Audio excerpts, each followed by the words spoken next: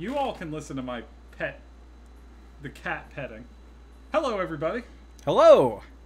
So, we're a little late, thanks to Danganronpa. We were playing the demo for Danganronpa 3. Yeah. This man has never played a visual novel.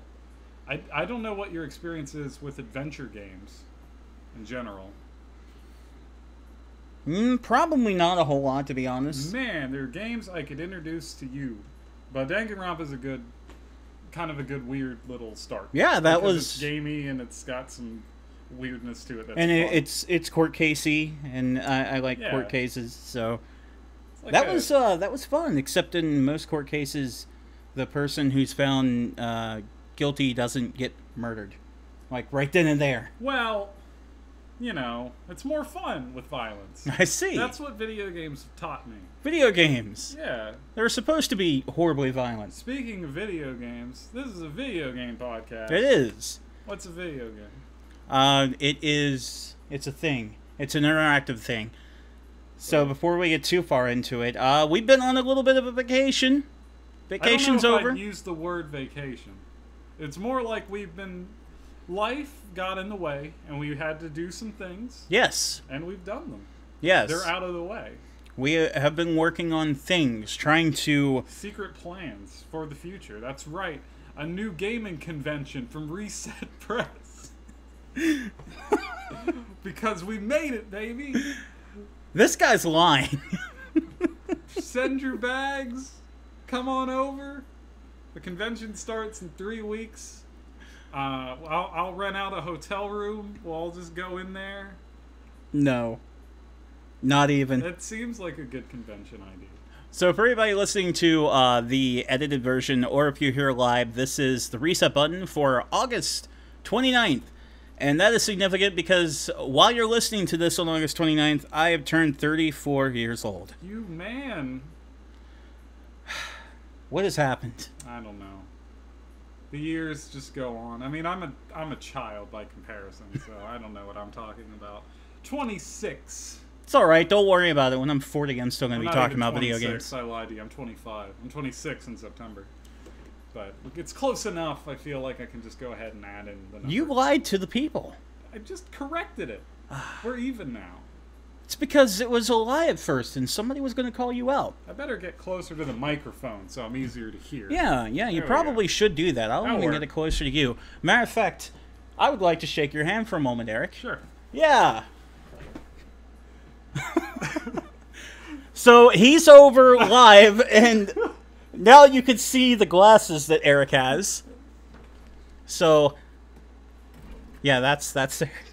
Do you want to do your usual hand puppet to represent yourself? I broke your computer. Do you want to knock things over in the studio here? I feel like it's dangerous to have me The studio over here at the studio. and guest. No, it's not me and guest. It's Eric. Yeah.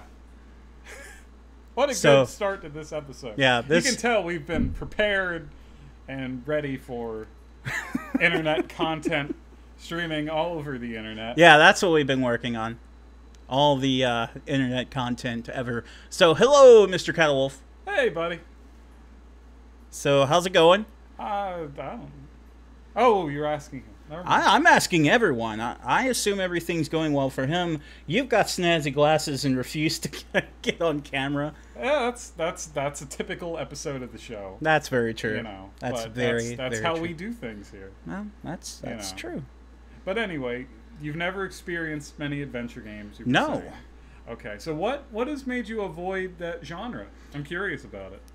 I don't think it was an avoidance. It's just never really stepping into it, I guess. I never put my toes in the water, I guess you could say.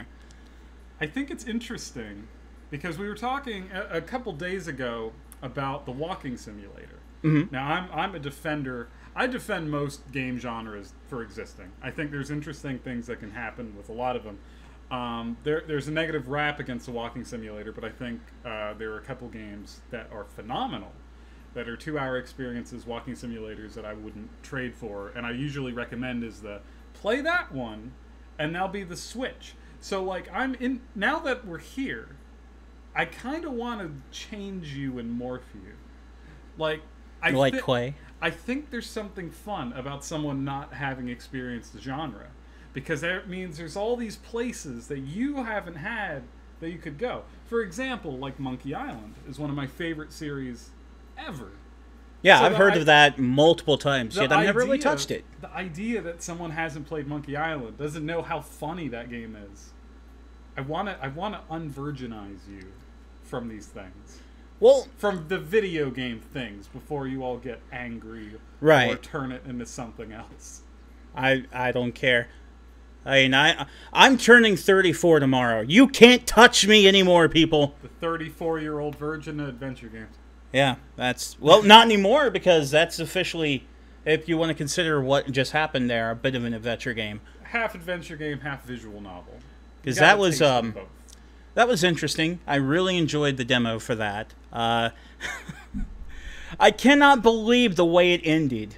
I felt punched in the balls. I really did. For anyone interested in getting the Danganronpa 3 game and you're worried that the demo will spoil things, the demo is written to be completely separated from the full game. It's just a taste, and it's a hilarious little bite.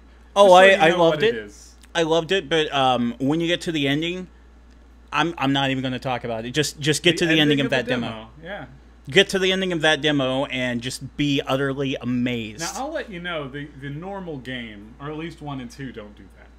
They don't do what the demo and how it ended. But it usually ends even better, because it ends with the executions, which I showed you one of them. Yeah. And they get more and more creative as the games go on. That was pretty creative. I liked it. So again, I'm not going to go into too much of details for anybody who hasn't experienced those before, but I enjoyed it. Good. I really did. I didn't think I would get that far into it, but I don't know. It had a lot of silliness to it, which I appreciate, because I think oftentimes like anime-esque games are just way too serious and over the top.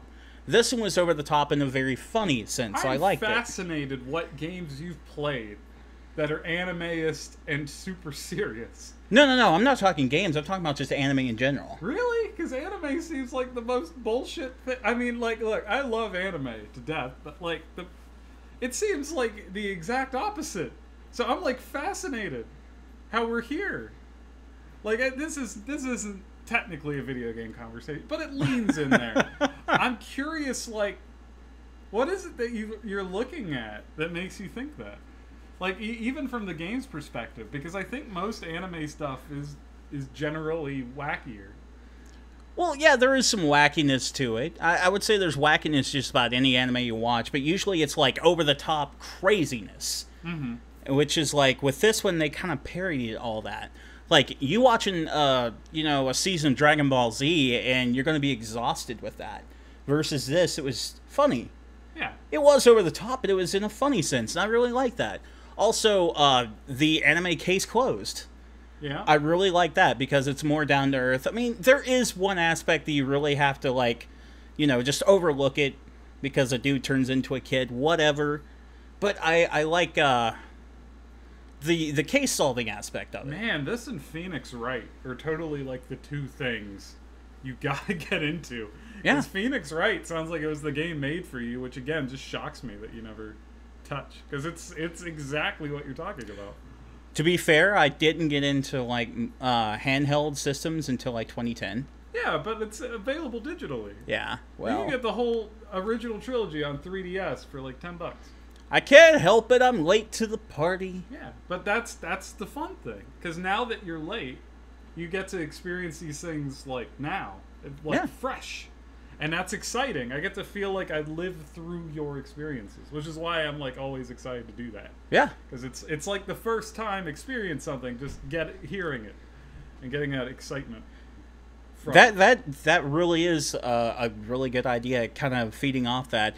No offense to Tanner, not knocking him or anything, but since like he's very far away, we couldn't have that kind of connection before, but now we do.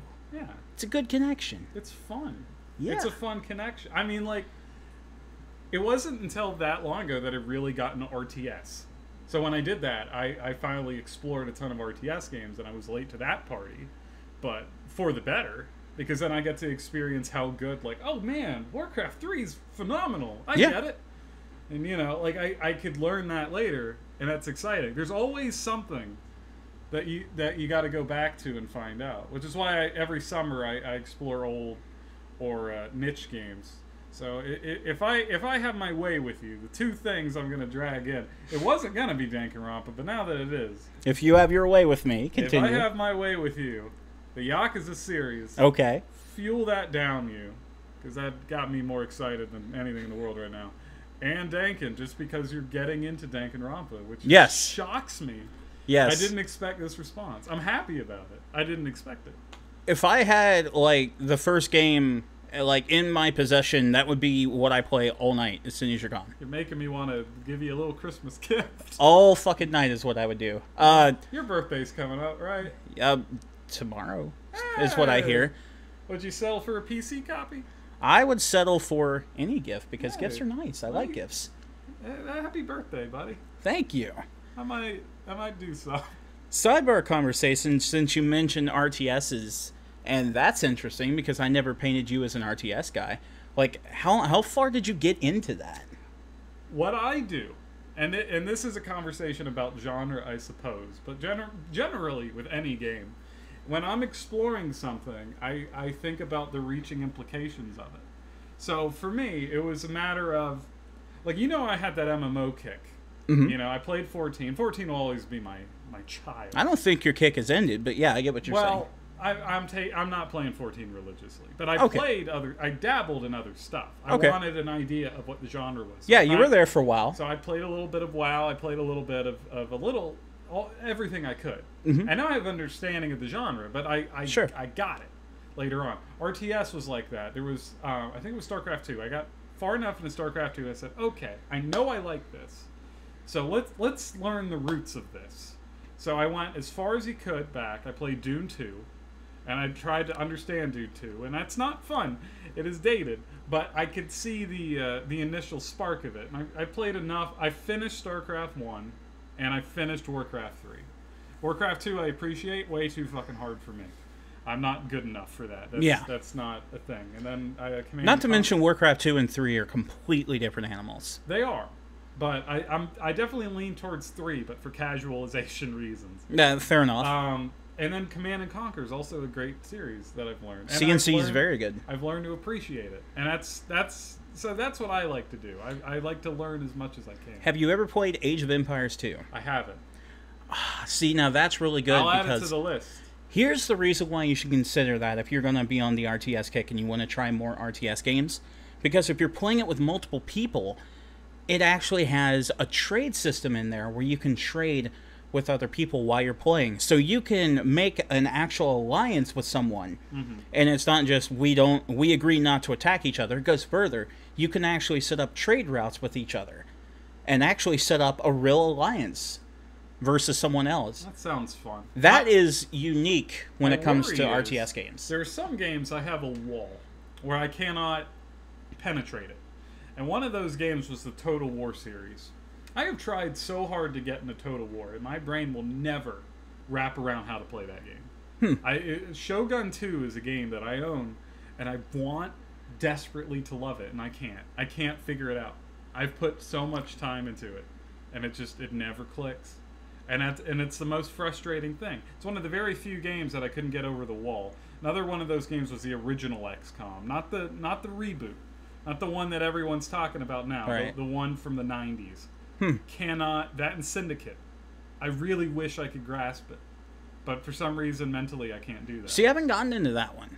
Well, it was Peter Molyneux. Hey. Hey! Back when he mattered. God Molyneux! Molyneux. Syndicate on paper is one of the coolest games ever made. It's a cyberpunk game where you play as a corporation, the Megacorp, and you're trying to fuck over not only the other megacorporations, but have ruin the world. So you have a monopoly of everyone, and you do awful shit, and it's on paper the coolest fucking thing. Cannot penetrate it. Huh. I cannot get in there. I've tried. That sounds interesting. I'll have to look into that. Sidebar conversation I was thinking of really quick.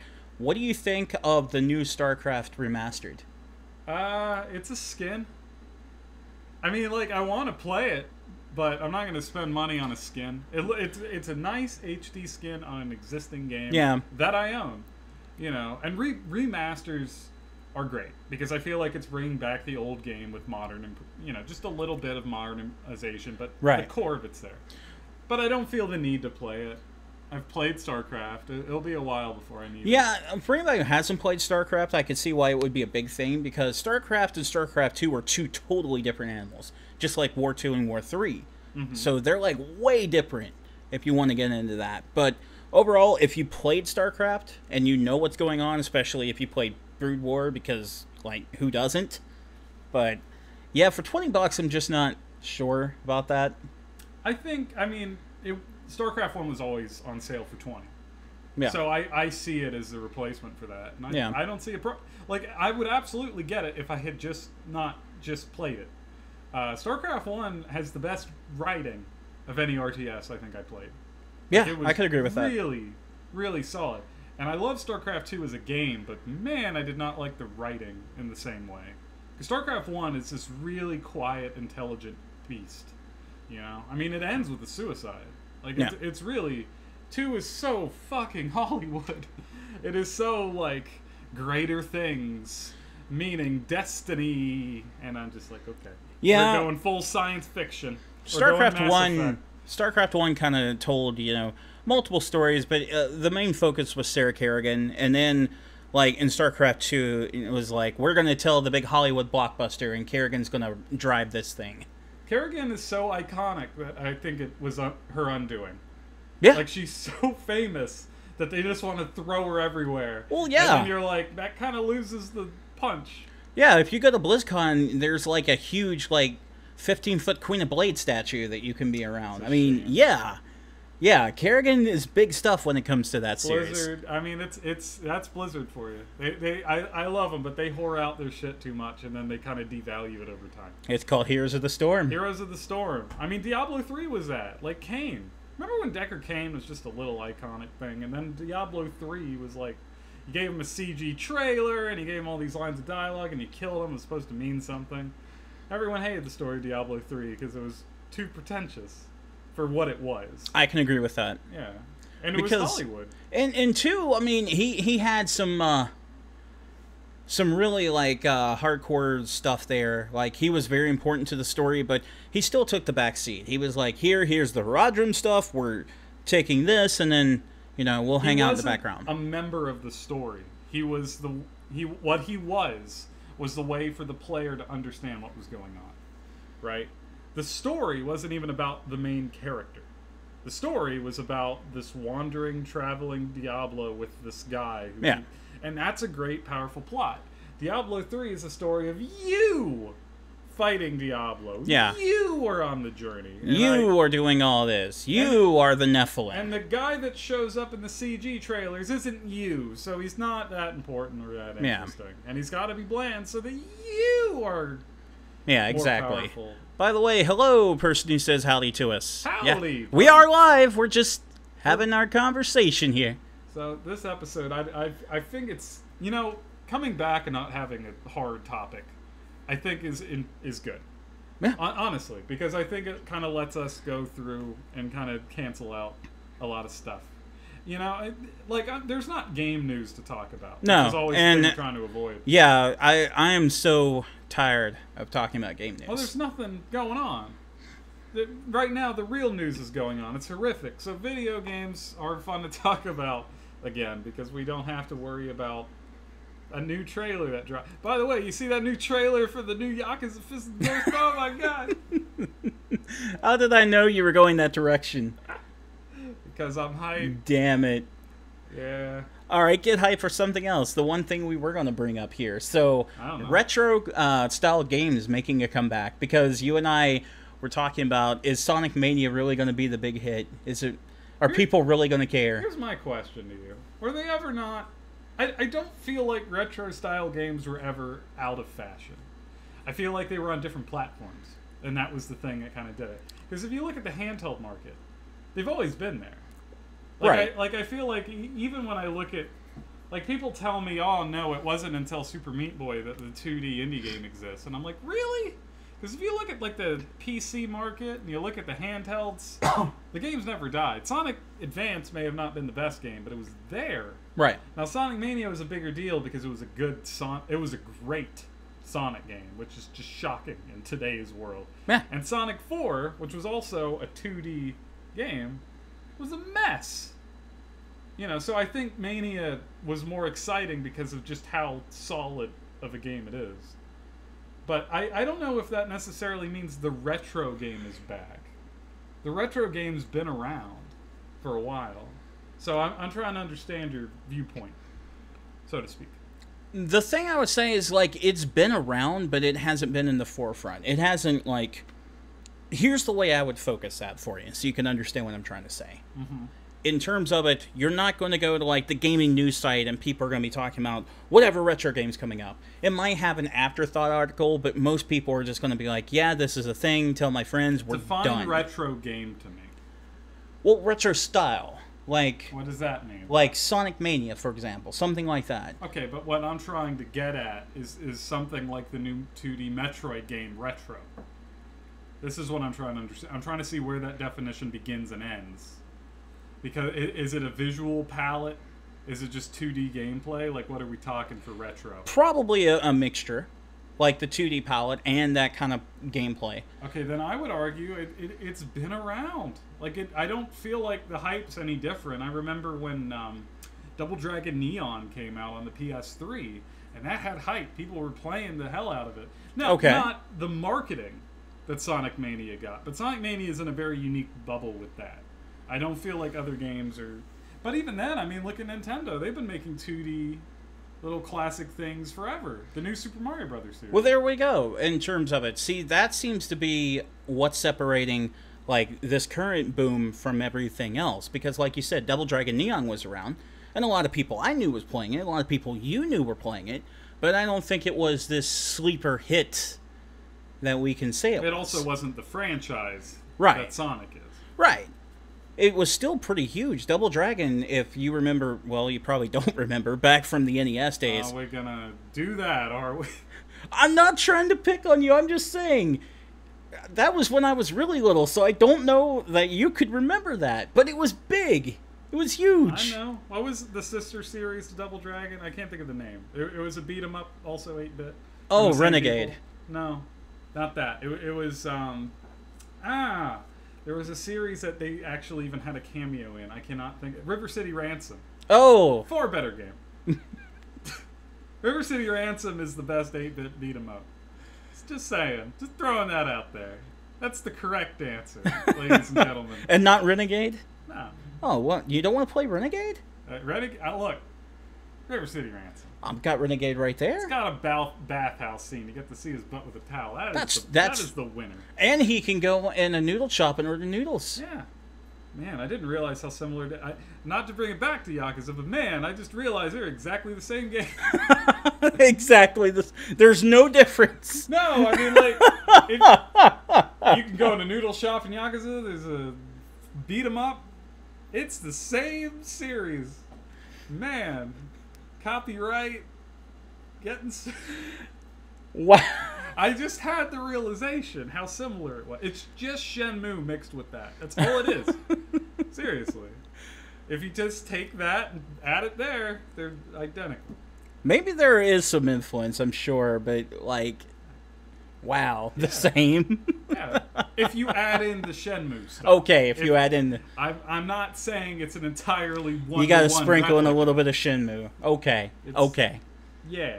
But I think back to the original point I was making, like, marketing once again seems to be the thing that's causing, like, these retro-style games that people probably would have, like, a niche audience, nerds like us, because we are nerds, and if you're listening to this, you're a nerd too.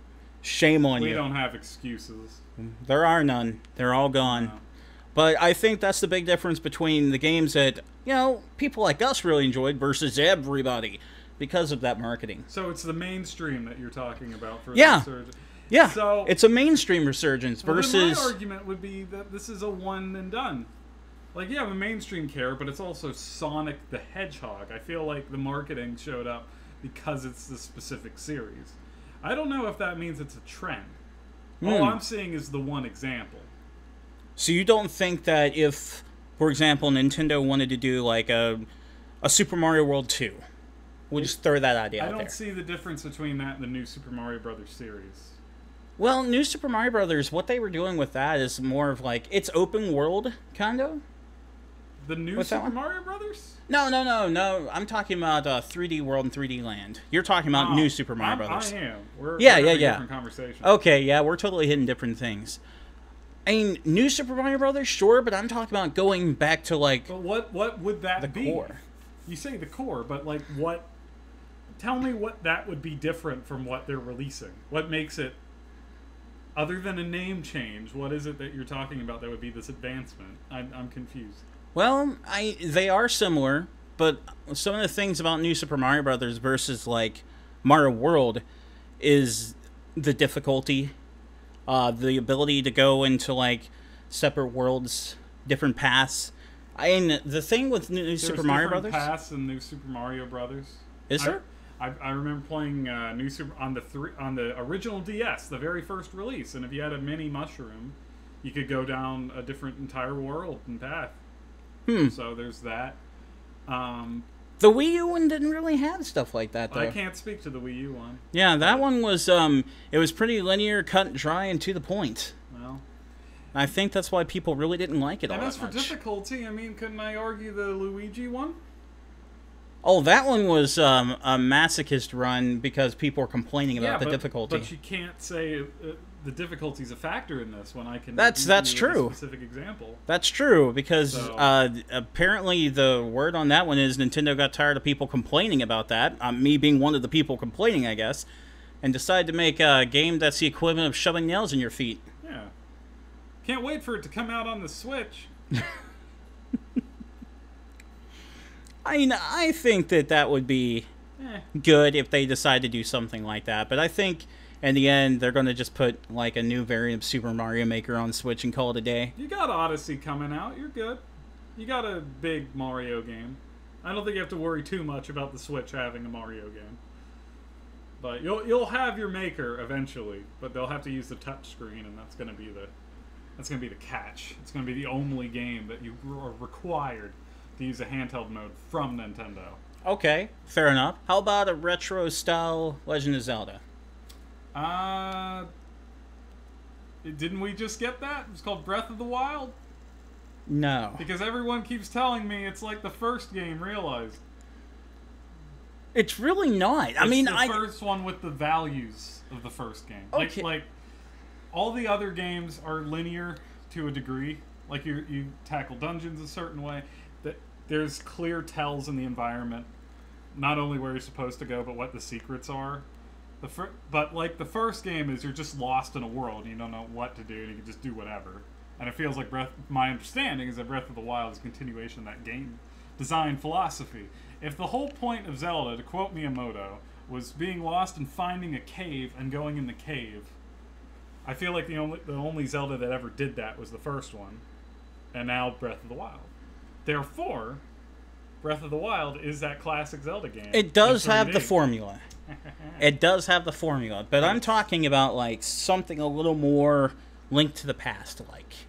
You mean a Link Between Worlds? Yeah, but that was on 3DS. Yeah, but it's only the first year of the Switch. Give it some time, man. I want it now. Get your port. I want it now. You don't even have a Switch. How do you want it now? I could just steal it from you. I don't have one. Yet. Yeah, someday. Maybe. Maybe. Perhaps. Knowing that one's around the corner. I don't know what you're talking about. So horrible. That is one of the things I would like to see on that, though. I know that Breath of the Wild is supposed to have that kind of idea. Here's a question that we're... Okay. For real. Okay. When it comes to Nintendo, I still don't know how they're treating it as a handheld. We know how they're treating it as a console, but for the game are they going to make the smaller 3D titles for it? Because now that we're on a platform that is console heavy, are they still going to make the limited type of games, or are they only going to make full-size console Nintendo games? I don't think we have an answer to that yet. I don't think we're going to get one. Well, right now, all we have are full-time game. I mean, like Zelda and Splatoon and Fire Emblem Warriors, and like these are all could have been on a Wii U or more powerful. Right. Right? Absolutely. I've yet to see this feels like a spiritual successor to the 3DS. This feels like a portable game. So I'm fascinated what Nintendo plans to do there. And even some of the ones that you can make the argument, like Kirby or the Yoshi game, I could still say I could see on a Wii U. The closest one right now I'm looking at would be that Mario Rabbids game. But even that's XCOM, which is a console game. Now, it could have worked on a 3DS, but it's still, like, I wouldn't call it fully a handheld game. No. So I don't know where that lines up yet, and I don't think we know. I don't think Nintendo knows, to be honest. When it comes to what is the line between should this be more of a mobile game or should this be more of a in-home console game, and how do you price it that way? Yeah. Honestly, I think they're okay with blurring that line simply because that means every game that comes out can be full priced. That's true, but that's my question in terms of, and even then, like, I don't know how to distinguish it for myself if you put both on the thing. Yeah. Like, now the line is so blurred. I don't know what a handheld game means today. I really don't, because if Breath of the Wild is a handheld game, I do not know what a handheld game means. Right. I just Which, don't. I mean, I would argue there's no way because of, like, you know, you saw it on Wii U. It's on Wii U. Yeah. So that's one of the games where I'm just like, I'm not so sure. And then you look at something like, for example, Fast Racing Neo, the sequel to that. Mm-hmm. That could easily show up on a Vita, could it not? No, because the Vita's dead. But seriously, I could see it on a Vita. I could see it on a Vita, but not because it's a Vita game. I could also see it on the PS4. It feels like a game that it's a console game. Vita was already kind of blurring the line a bit. Right. But for Vita and PSP, it always seemed like they were trying to have their consoles experience, but they were held back. And the Switch doesn't have the holdbacks. Right, which is exactly. what makes it interesting. That's exactly what I was getting at. So when you look at something like Fast Racing Neo, and you say, well, it could go on the Vita. Cool. Well, Vita is kind of a PS3/PS4 kind of thing going on, so it could be console. That's when you got the games themselves are blurring the lines. So how do you ever find out what that line is? We always end up on Nintendo. We always end up on... I just had to say that. We do. Yeah. I have one thought about it, and then I'm going to drop Nintendo. Well, before you put that thought out there, I just wanted to say that's not exactly abnormal to how this show's been the past few years with me and Tanner, too. Because we would always end up talking about the Wii U and how we wanted it to succeed, and we always had this idea, that idea. In defense of us, I'm going to say this. What else do we talk about? Because right now, Microsoft has literally nothing, and Sony's pretty quiet. Like, if we're gonna talk about video games, and we're gonna you don't want to buy an Xbox One X? Okay, so there's nothing from Microsoft, and Sony right now is pretty quiet. Like, they have a couple games, but there's no hardware coming out. There's nothing. They're just the mainline front runner of like regular games right now. Right. So there isn't as much of a conversation, and I think the reason Nintendo pops up, in our defense, isn't even excitement. It is the fact that they are doing something. They are the only thing that is moving. If a PS5 gets announced tomorrow, I think Sony's going to show up in our conversations a lot more about how they handle the market. But right now, Sony has no competition. They're just existing, and Nintendo is doing its own weird thing. So they're more to talk about. I have a question. Okay. And a statement. My first question is: I know someone who's very skeptical of the Switch. Personally, and he keeps making fun of it all the time, and I think he's an idiot for that. Okay. But whoever you are, if you're listening, you're an idiot, says Eric. It's a different Patrick. Oh, wow. Anyway, I'm not going to give out your last name. There's multiples? It turns out. I know exactly who you're talking about, but continue. You do know. Of course. Great. I forgot you knew him. Yeah. Perfect. So he made a point that I do think there is some legitimacy to, which is right now we're seeing all the benefits. But we're also at the tail end of this console cycle. We're like the halfway point of the console generation. So what happens when the PlayStation 5 does come out? What happens when the next gen? How far back do you think the Switch will feel by that point? Now, I want your opinion before I give mine. Okay. What I would tell you is the PS4 Pro and Xbox One X is coming out specifically to prolong it. So you don't need to worry about that until I would say 4+ years in the future. Forget that. Just pretend it's tomorrow. Just Okay. for the sake of an idea. When the console is a generation Okay. behind. So A new full consoles generation. tomorrow. Done. New consoles tomorrow. Okay. What is the world of the Switch? What happens? Because it's harder to port games downward because you have a full new console, but at the same time, is the demand still there? What happens in this world? I think you still wouldn't really have that big of a problem when it comes to the Switch, simply because there's a lot of companies out there that did like multi-platform development for like current and previous gen with a lot of their games, and they didn't seem to be all that concerned doing they that. didn't end up on the Wii U. They didn't end up on the Wii U for a reason, because of the hardware that Wii U was using. But see, this is my exact point. It could be too underpowered by the point that this shows up, because this is also a handheld. No, it wasn't underpowering that caused that. It was their choice of chip, which was a little different from the way you could develop for other systems, and it was that disability, I guess you could call it, that kept them from developing those games. See, Nintendo did the right thing this time with the Integra chip, because Switch isn't going to have that issue. It does operate like most hardwares you would find out there. It can be developed for something like you could develop for Xbox One, PS4, and Switch. But shouldn't be that big of a difference. Scale it down? Do you think it'd be worth it for them to do that at that point? Nintendo would have to prove that they can push the software first with the hardware. Like, what they would have to do... Sell. Right, they would have to prove that they can actually get people to buy the games. Like, software has to come off the shelves and sales figures have to show up first. Mm-hmm. That's going to be the tough thing. Now, I'll tell you why I'm optimistic. And it's going to be annoying. In fact, I'm going to say this. Nintendo fans are going to be the worst people for the next decade because of this thing. And I'll tell you why. There's a term called port begging. There was recently a trailer for Secret of Mana coming out it's a remake of the classic Super Nintendo game. Mm-hmm. And it is coming out for the Vita and PS4. If you look at the comments, thumbs down, and everyone is just yelling, please port to the Switch. I feel like this is the real sign that the Switch has got something, because everyone is an annoying bastard about it.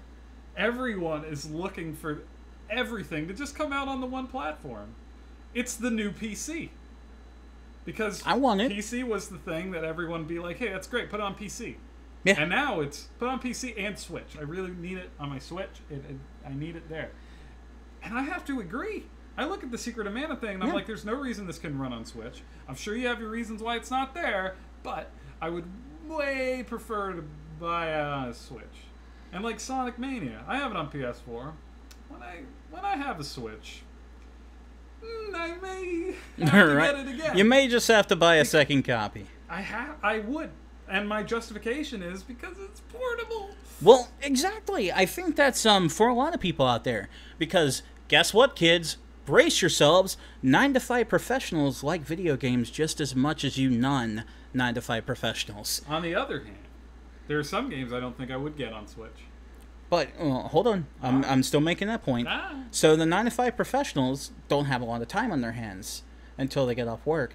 Well, if they want something to do when they're on break and they're not running around getting lunch or whatever and they just want to relax, pulling out the Switch from their bag would be wonderful. At the same token, if you have a 30-minute break, man, Breath of the Wild would hurt to put back down. Trust me, I've been there. You don't have a Switch? You don't know? Though, remember, I told you someone brought it and let me try it on lunch. And it was amazing, and then it was like, well, lunch is over, I have to give it back. Splatoon seems like it'd be good for that. Isn't it in like 3-minute matches? Yeah, they're quick little matches. That seems like a really good way to have a lunch break. Yeah, just go out there and just literally paint the town pink or orange or what the hell ever. Do you think Sony's going to have a response? Do you think they're looking at this and saying maybe this is something we need to... Because like now they've had 2 failed I mean, like they succeeded in their own way and blah, blah, blah. But, you know, by comparison to Nintendo, they never even like scratched the surface. So I'm curious, do you think they're going to give another shot? Or do you think they're just out? I think they're out. I mean... the people who followed Screw Attack News when I was still writing it will remember I can't remember if it was the last E3 that I wrote for there. It may be. But I know when Sony had their conference, and the only people who mentioned the Vita that night was Square Enix for a Final Fantasy game they were bringing to Vita. The next day, the next morning, I had an article prepared that says the Vita is officially dead. And it's still getting new releases. I got some heat for that. It's still getting games. There are games that are upcoming that are like Secret of Mana. Yeah. So there's still stuff. There's still stuff coming out, but the reason why I said that the Vita is officially dead, even though games are coming out for it, is because Sony refuses to acknowledge their own hardware. That's hard to debate when the creators themselves are just like, we don't know what the hell you're talking about. But then you go to the Wii U, and that is way more dead than the Vita. Because the Wii U has no titles coming out for it. The Vita still has some purpose of existence. It does, but what I'm saying there is the third-party market, the people that are publishing and the people who want these exports. Because there are some imported games. I said exports. Smacked your microphone. I did. Bow. But the people who are getting like the import games, game developers, people like that, they care about the Vita, obviously. Sony, not one bit. Doesn't give a fuck. If you ask them what a Vita is, they would ask you what you're talking about. And that's just because they know it's not going anywhere. It's spinning its tires. Nintendo does that with the Wii U because by releasing the Switch and stopping games, they've admitted Wii U is a failure. It's time to move on. The Wii U also sold less than the Vita. I just want that to sink in. Yeah. That's the saddest story on Earth. Nintendo has essentially admitted that Wii U is a failure and they've moved on. Sony just disowned it. They're just like, no. Wow. You can live on your own in a cardboard box on the street corner. Shame. The Wii U is... I love Wii U. And if I could get Tanner on here, he would start ranting about how he loves his Wii U. Well, you can love it all you want, but it's like I told my Vita friends. That ship has sailed, boy. Reset Press has a long history of loving Wii U. Let me shit on the Wii U. But it's over. So let me tell you why the Wii U is garbage. I feel like everything that the new console did was and is entirely a replacement of the idea of the Wii U, except they figured out how to make it work. The Wii U feels like the tech demo for what the Switch became. So my argument... You're not wrong. So my argument for the Wii U is that it's a worthless console because it entirely existed to promote a future product that took 5 years in the making. and that's why you're seeing its library ported over. Wow, that's because it's that much of a waste of space in your living room. And Nintendo views it as such. Man, I wouldn't go that far. I know. I'm purposely making it harder, okay. But I just want to sold up some Nintendo fans. Man. Because I'm always complimenting them now. And I really want to remind them where they came from and humble you guys up. And remember that the Wii U was a failure. Oh, it was. On every single level. But you're better now. I'll continue to say this, and we've been saying this for years. The Wii U is the happiest failure in my living room. That may be true. I feel the same way about the TurboGrafx. No, you don't. I love the TurboGrafx. No, you don't. I've already told you it's my favorite retro console. So oh my god. That is mine. It's a great little piece of hardware, and it's got some great games on it. What's wrong with Hudson? Everything. Really? Oh. Do you hate Hudson? Do I have to, like, show you the library that was on that thing? That's a really good platform. You're being mean to it. It was a failure, and I'm not going to deny that, but it has charm. Does it have bonk? It does. But okay. It has other games as well. Like Ys, which I've been talking about and loving. And it has bonk, that's all you need. It's got more than bonk. It has some of the best shoot-'em-up games ever made. And it is absolutely a phenomenal little piece. And when you consider the era that it was made, it really was ahead of its time. It was the Dreamcast of its era. Like, it was this really powerful little machine that had a lot of heart and a lot of creativity and it didn't sell. And a lot of that was due to marketing. But it's a wonderful little... in fact, I'd argue it's infinitely more valuable historically than the Wii U. Well, you know I'm a collector, so that means I have to get one. It's your money. I don't have the money for it. I have to get one. But I love the TurboGrafx. And I think it has a lot more charm than like a Saturn to me. I love it probably as equally to the Dreamcast, which was my favorite 3D machine. So I kind of like that obscure, super Japanese love put into it. Oh man, I can get a used TurboGrafx on eBay for $105. It's not that bad of a deal. There you go. Yeah. I don't know what I would get with it, but There's there so you many go. good games, especially if you get the TurboGrafx CD, because there's some good CD-ROM games on there too. I'm gonna have to do some research on YouTube and see if you're trolling me. I'm not. I legitimately love the TurboGrafx. I know who you are, so I'm not Okay. sure about this. I'm gonna make this clear. I'm not. Okay. I really do like it. You know. Okay. I've been educated by a man, and he has shown me enough of the games. It is a fascinating little 8-bit machine. Is his name also Patrick? No, Okay, thank God. no, he would be someone likable. Okay, excellent. Well, we're Yeah. getting a little long in the tooth on this episode, 45 minutes. So, do you have know any? what? We've been gone long enough. I feel like a longer episode is fine. Yeah. E3 is dead. E3's been dead. Yeah, Gamescom is life. That's the new E3, as I keep hearing. E- Even though like Blizzard showed up there and gave no love to Diablo. That'll never happen. Look, I won't be surprised if next BlizzCon there's a teaser. Not footage, just a teaser to say it's coming. Because enough people went, oh, kind of like that Valve announcement of the card game. Yeah, that was bad. Can I touch one bit of news? Because I just think it's funny. Do it. Man, people are shitposting Dota 2. They're giving hate reviews because of that. Like, they're so mad that Half-Life 3 is dead. Oh, Half-Life 3 is dead and the stupid card game exists. Here's the thing. I agree with them. Fuck Valve. You want to talk about a company that just went full greedy and just forgot what they were. That's them. I do want to talk about this because I actually was discussing this with people in the chat we attend just a few nights ago. Valve is the company, like, if you would have found me 3 years ago, I would tell you how much I love the company. They can do no wrong. They're wonderful. Fast forward to now, fuck them. You know what Valve is? They're the bastard stepchild of Blizzard. Like, they looked at Blizzard's model without understanding why it worked.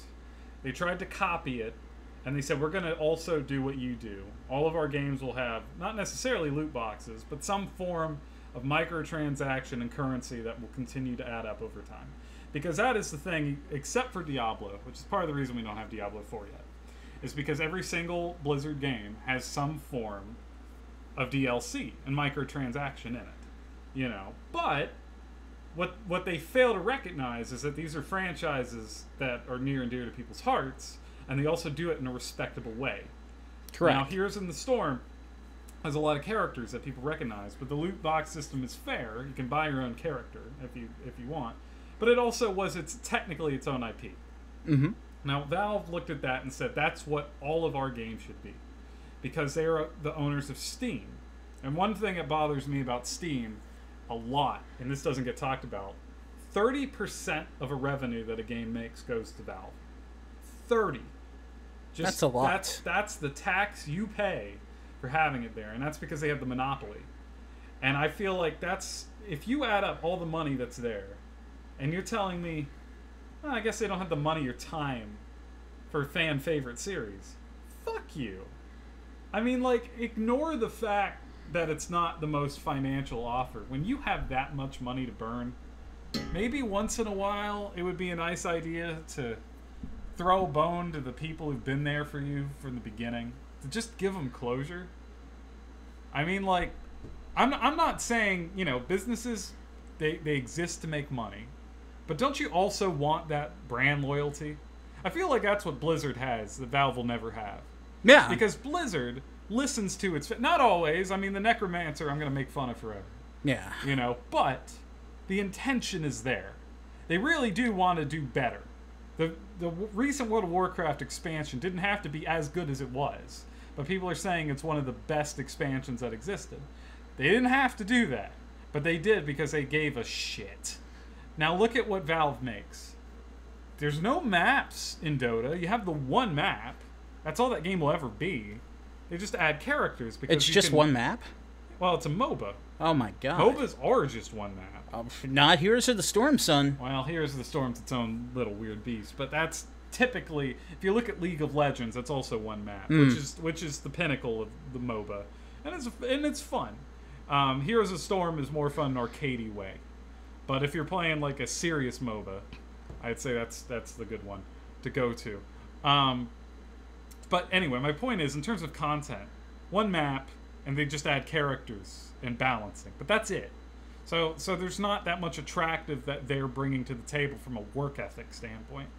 You got Counter-Strike Go, and that might have some maps, but it's a shooter.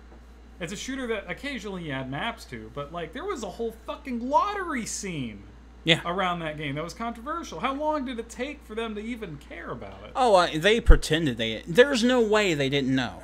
So I feel like Counter-Strike's kind of scummy, right? Team Fortress is dead. Like, yeah, we make fun of hats, and that was for a while, but, like, Team Fortress as a game is dead. They're not adding anything to it. It's just a round. You think Overwatch really did end up being the Team Fortress killer? Yeah, but Team Fortress is also not that massive anymore. It'd been almost 10 years. Yeah. I feel like it was just the natural progression. And there's a reason we don't have Team Fortress 3. You have to make a game. And now you have this card game coming. I haven't seen any footage of it, but I'm like, a card game? Man, the in-game assets you have to make that work don't seem that complicated. Even if the rule set is complicated, right? You could get a couple people to make a card game, right? It's not like programming AI and all these like difficult like environments and detail and work. It is a card game that you are putting into a digital format. It seems to me like this only exists because now you can buy the card packs. That's the Valve model. If I can't exploit it, then it doesn't need to exist. Half-Life comes out, and yeah, I understand. It has a reputation to be one of the best games of all time. It's scary to touch. But you know what? It didn't have to be. They could have just fucking made it when it wasn't fucking 11 years. And now we're here, and a lot of us just wanted fucking closure. So for a lot of us, we had to read this goddamn episode 3 that was written by the guy who used to work at Valve. He left. He had to change names, and it was just basically a scrap piece of paper just for closure's sake. And we're fucking using it. Because it's all we have. Fucking, it wouldn't have been bad if they said they weren't going to do it. But what were the words that fucking Valve said for 11 goddamn years? These things, they take time. That's Valve. They fucking hold you on a chain, make all these shitty, exploitable projects, and keep saying, don't worry, we'll get to you. This VR thing is Portal-related. I'm sure that'll be it. Fucking, what was the last Portal-related VR thing? It was the fucking test lab. Yeah. Like, it seems like that's a direction they want to go. Either exploit... And even the fancy projects, VR is exploitable because you're trying to get other developers to make your fucking games for your headset. So you got that. And then you got the Steam machines and the Steam OS. Not only were these failures, but it was entirely driven around buying other products. It was entirely about the idea that it was investment for them to make future money. That is Valve. That is my rant. But, like, fuck them. I think you've made amazing points with that, because in terms of it, Valve tried very hard to turn Steam into, like, the Microsoft of the gaming world. Like, they wanted the name Steam to mean everything gaming, with the OS, with the Steam machines, with VR, all of that. And for the most part, I would say the majority of those projects have blown up in their faces. Except Steam right now is incredibly successful because gamers are lazy and we wanted the one client. So personally, I try to use GOG as much as possible, which is a competitor owned by the guys who make The Witcher. And what I like about that is you're not forced to install a client. You can just download the games right off the website and you can keep it on your hard drive forever. And I like that. And oftentimes they even give games for free. They do. So GOG.com, guys. Yeah. But I just have a beef with Valve. I don't want to get, especially after the 30%. Because you can't tell me they don't have enough money if they're taking 30% of all sales. Oh, of course they do. Now watch as I buy you a Steam game tonight. Valve Corporation has an amazing amount of revenue that comes in each year. Gabe Newell is a billionaire. Yeah. So let's not mince words. Gabe Newell is a billionaire. Now, he uses his money for good. He's a very charitable man. He does good things, but that doesn't excuse the shoddy bullshit business tactics of Valve. It reminds me, I'm going to shit on Nintendo again. Back in the NES era, how Nintendo used to treat third-party Nintendo's people. been bastards. They have been. But Yeah. like it kind of reminds me of that on a much larger scale. And it's really kind of corrupt. But they, like, the Half-Life thing, it bugs me as a fan of what they used to make. But that's not what makes them disgusting. That makes them poor to their fans. But if they're poor to their fans, if they're bad to those people who stood by them, and then they're bad to the people that they work with, because we're all you got, bitch. Who are they good to? What is it that I'm supposed to like about them? They'll take all the money, but they're the anti-Blizzard in my eyes. Yeah. I couldn't agree more with that, because one of the big things about Blizzard is, let's not mince words, the company does missteps. Blizzard does fuck up. But the reason why people keep coming back to them and why they go to Heroes of the Storm and go to these games is they have a loyal fan base, because the fans give to them, they give right back to the fans. Yeah. They have a convention for themselves. And they do things however they want for themselves. Right. And I mean, the tickets, let's not pretend that, the entry to the convention is free. It's not. But everyone who walks in, as soon as you walk in and get your ticket scanned, you're handed a goodie bag with exclusive stuff that you can get only if you attended that event. And you get to go to the panels. They have an insane amount of demos set up where you can try every single Blizzard game there. They have vendors coming in to showcase the new gear you can get for your gaming PCs, from keyboards to mice to everything. This is a convention for the people who are hardcore about playing not only Blizzard PC games, but PC games. The ultimate irony is that Valve was the company that made Steam, which said, put every game on our platform. And Blizzard's the one that said, although I know with Destiny this is no longer true, just our games. Just us. If Blizzard became douchebags to everyone in the world, it doesn't matter, because they're not taking their revenue. Right. They're just doing what they do. And I could even argue, even at the point with Destiny 2, I don't think that was Mike Morhaim's decision. I'm fascinated why that's there. Part of me said, I know that's an Activision decision, but because Blizzard has so much pull, I'm fascinated what their thinking is. Part of me thinks is that they kind of view Destiny as an extension of their style of game. And so they just want to have it up there as advertisement for their other Blizzard products. That's my conspiracy theory. But at the same time, I think it's more, to quote a newscaster, watch this space. Let's see if any other games go up there. Yeah. That's the tell that shit's fucked. But I hope that it's just like a one-off. Because when it comes to the Activision-Blizzard relationship, Activision usually has more pull than Blizzard. I would say they usually try to operate independently of each other, except the one big difference was in the Warcraft movie, because Activision helped them get the connections to make the film. That's the one part where it was very clear that they were working together and making things happen. While we're on this super extra long episode, you ever see the Assassin's Creed movie? Because that's Ubisoft, but it makes me think of that. No, I have not seen that yet. I mean, I also hate the game, so I'm the last person to say that. But man, if people keep telling me the Warcraft movie's bad, I'm like, see the Assassin's Creed movie and fucking tell me the Warcraft movie's bad. You don't know pain. No, I'm not going to say the Warcraft movie is bad. I mean, I had some complaints. It's got problems. It's a 3 out of 5. But yeah, man, I'll take a 3 over an Assassin's Creed. Yeah, I would say it definitely has issues. There are some things I would have changed with it, but Duncan Jones, for the most part, did a really damn good job with what he had. I think he should have. I think they should have just done Warcraft 2, man. I think Warcraft 1 was the worst story you could have picked for a movie. They wanted to start from the origin. That's why I think there's going to be more Warcraft movies. Is that confirmed? Did they say they're doing it? Because I know it failed. They haven't said yes or no. Well, domestically it did like shit, but I know overseas it did well. So They haven't said really yes or don't no. know. Well, then you're lying. You lied to me. There's going to be, I'm telling you, there's going to be a Warcraft 2 movie. In the recent, you want to bet on it? I don't have anything to bet. I'll bet you this fidget I spinner. bet $100 once about Final Fantasy 15 coming out a certain year, and I won that bet. I'll bet you on this. I'll bet you this fidget spinner. What do I bet against you? I don't have anything. I don't have a fidget spinner. You'll have to go get a fidget spinner of your own. Then I lose money either way. Like, there's no winning for this bet. And this fidget spinner's broken, so... I bet you... I got nothing. I got nothing, man.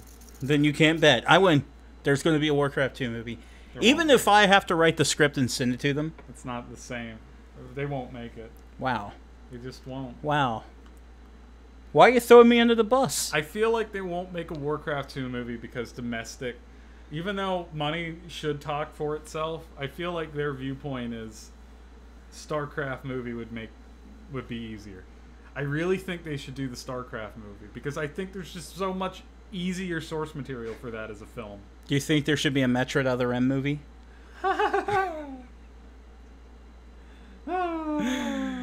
Why you do this to me? The baby. I had to because The baby. you start talking about StarCraft of like Sarah Kerrigan. She's just going to talk about the baby the whole time. I wouldn't like be Samus. fucking surprised. Fucking we got a StarCraft movie. What always happens with these fucking adaptations, I haven't seen the Death Note movie yet, but like what always happens is they take source material and they go, what's the one way to make this as uninteresting and boring as fucking possible? I'm gonna throw Warcraft under that. I like that movie, but that was not the most entertaining way you could have told that story. There's something about adaptations where, whether they're accurate or not, they'll always find the way to be like, what's the one way to get rid of any excitement? I have yet to see like a single adaptation figure out how to do that part, and I don't know why. It's like again, I gave Warcraft a 3 out of 5, right? But just as pacing goes, it wasn't that well paced. Yeah, it had some pacing issues. It was slow, and when the action hit, I really doubt you would say the words, "Man, that choreography was great." That wasn't like what you were there for. And after hearing like some of the stuff they decided to cut out of that film, oh, it could have been worse. Yeah, but like, why is that, you think? I'm going to make this episode as long as possible. Fuck it. We're back. Okay. Why is that, you think? That we just can't figure out how to pace one of these things. This is going to be an editing nightmare. No, you just keep it. Just the whole thing. We'll ruin it. Okay, so pacing in movies, why is that? Specifically video game adaptations. Video game adaptations. Because they're always paced so terribly. Like, with a video game, you have hours of material. let me tell you how the fucking wouldn't that mean it would go faster? Like, I think of something like JoJo. It's like it's adapting hundreds of pages in 13 episodes, so it just goes quick. The issue is they don't know what they want to put in there, and I think they're just like, we need a little bit of this, a little bit of this, and a little bit of this. Let me tell you how the fucking StarCraft movie's gonna go. Okay. I'm gonna set you up, right? We're gonna see a young... Hit me. You're gonna see a... What's his name? Young John Rayner, is it? Right? Yeah. Okay. Yeah, Okay. Rayner. Okay, I had it right the first time. You're gonna see a young version. He's gonna grow up on the fucking farm. And then we're gonna see him grow, and then he's gonna end up there. And it's gonna go through his life and all the shit that wasn't in the game.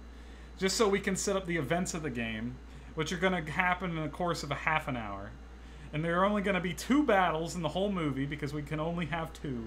And they're going to be really uninteresting, with just a couple of guys and just shooting up in the air and going, ah!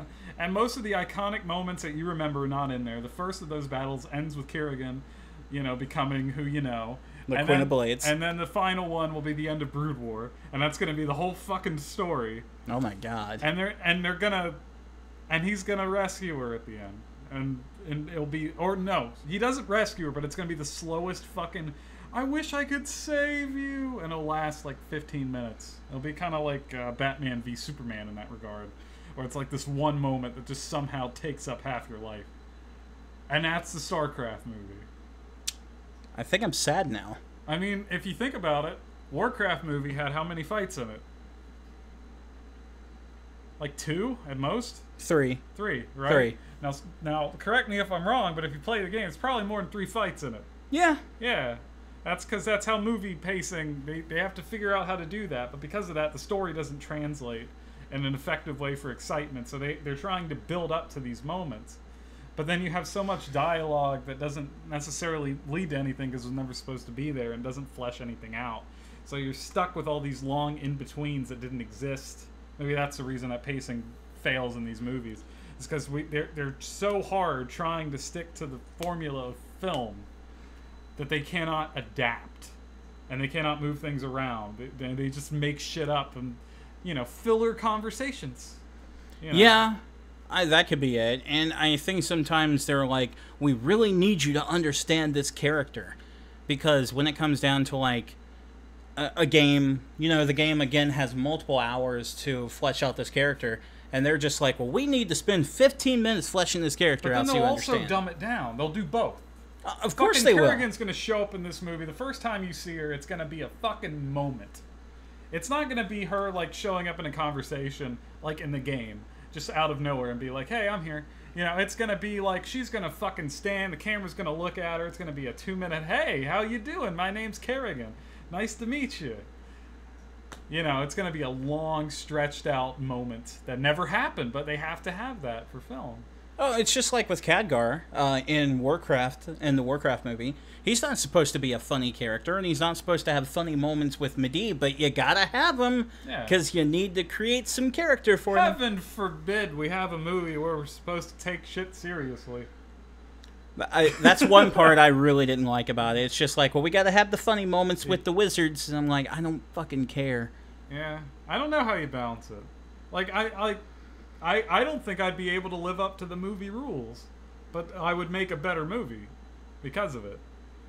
So, yeah. I don't know. I think video game adaptations are worthless and we shouldn't do them. I don't think Hollywood's ever going to agree with that. There's way too much money to be made. Really? Because I saw how Ghost in the Shell did, and that kind of proved every point in the book for me.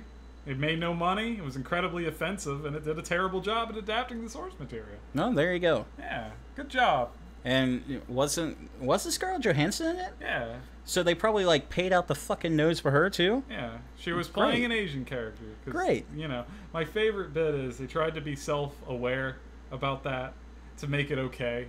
So it's like, okay, can I spoil the movie version, the live-action movie of Ghost in the Shell? I think most people probably know it. I know nothing about Ghost in the Shell. Okay. Nor do I care. It's entirely different from the anime, anyway. Okay. The anime is classic.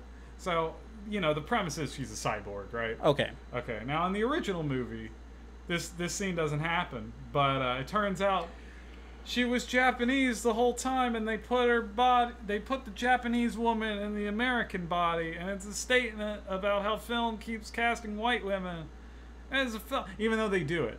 It's Poe's Law, like, turned into film. And it's like, that wasn't in the original. In the original movie, her body is identical to other cyborgs that exist. So there's a scene where she's walking around town, and she can just see herself everywhere. And, she questions, like, who she actually is in the body. Thus the name Ghost in the Shell. So she'll see herself as a fucking sex worker over here, and she'll see herself over this. And right now she's a police officer. There are characters that have fake memories implanted. So how do you know what you're supposed to be? That's like the core of Ghost in the Shell. And that is interesting. It's one of the greatest movies of all time. So they Americanized the fuck out of it to the point where they literally say the words "Ghost in the Shell," as in you're just a ghost in a shell. Because America, we have to spell it out. Yeah, you just have to have it browbeaten into you. Yeah. You're too stupid to understand it. You're too stupid to understand something from 1998. Fucking Christ. It's probably older than that, but... Yeah, or 95. Because it inspired Matrix, so it's got to be older than that. Oh, if it inspired the Matrix, absolutely. Cause, probably 96. Yeah, Matrix was end of the 90s kind of movie, so, yeah. Ghost in the Shell's a great movie. So there you go. Not the new one. Yeah. Yeah. Yeah, just don't see that one. Yeah. So, well, I can't think of anything else to discuss here. Every topic that exists under the sun. Well, I know you wanted to be a long one, and just to let you know, so you're happy, it's been about an hour and 10 minutes. Good. That was a long one. I think you need to take down that poster of Final Fantasy 13 2 or 3 over there. You think I'm the one who put it there? But it's still up, man. And every time I visit, I'm just grossed out. I didn't put it there. You can take it out. Maybe I will. I'm just saying. Okay. Like every time, it's like a stain on your wall. Wow. It's like someone spilt coffee and just refuses to Can I clean put it up. on your wall? No, Why not? because I'm not a fan. So? It's my wall. I do what I want. You're a gamer nerd. Don't you want to have that on there? I'll spill coffee on it. Wow, then it will be a stain. Oh. Oh my god, okay, we're ending this. So that was... Jesus. That was the reset button, August 29th. Happy birthday to me. Anything? Happy birthday to you. Yay! Alright, guys.